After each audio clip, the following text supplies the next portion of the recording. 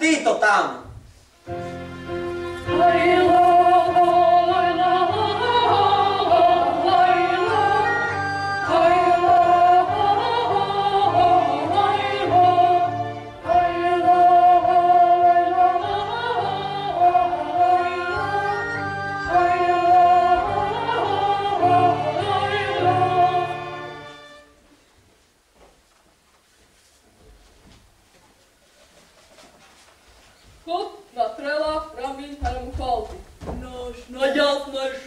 Najmilostywejszy król mu pady dryt sadydematy smuslamia.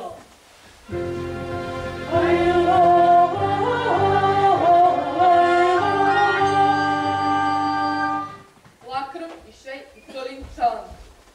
Ja presvedčený, že je zošlachtená, aby sa sobrala s ním. Tu je voz daleka na rukou. Ukne jej svoje srdce, poklad kráľovský korunu. Aj mal som mukovi i dvoj mupaldy. Náš najjasnejší král mupaldy 39.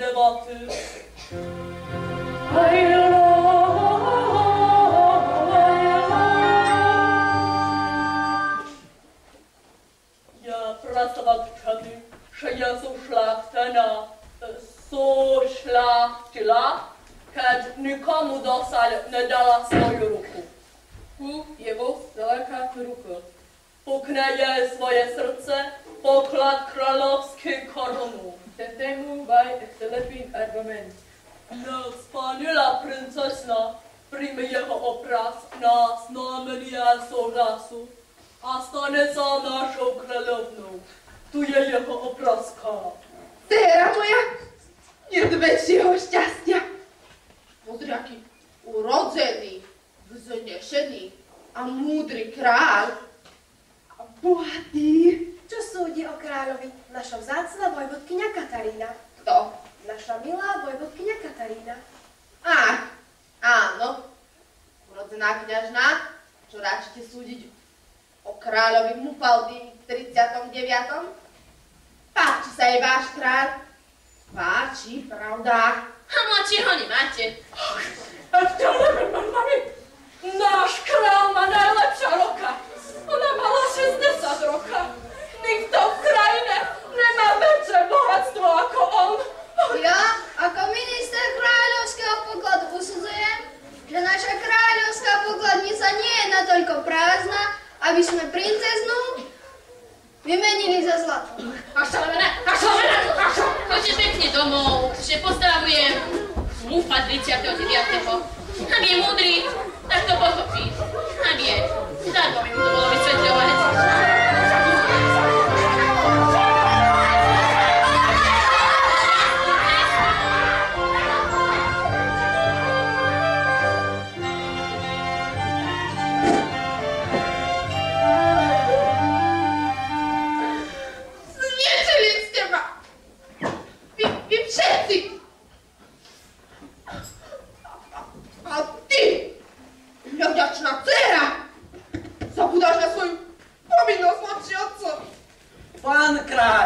Pán kráľ, ja nerozumiem ani slova.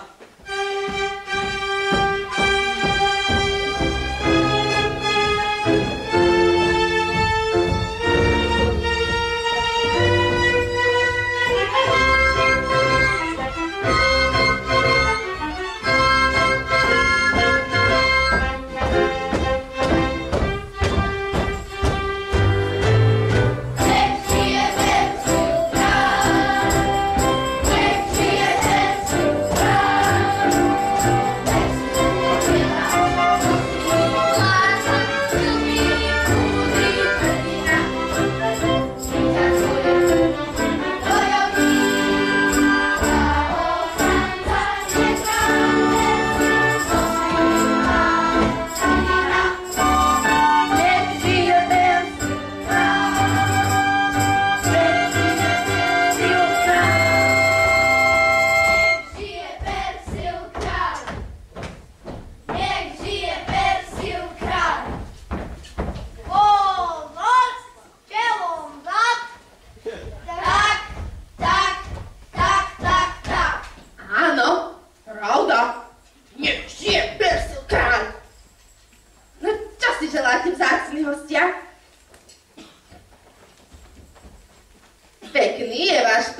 kráľ, určite je veľmi bohatý a múdry. Však?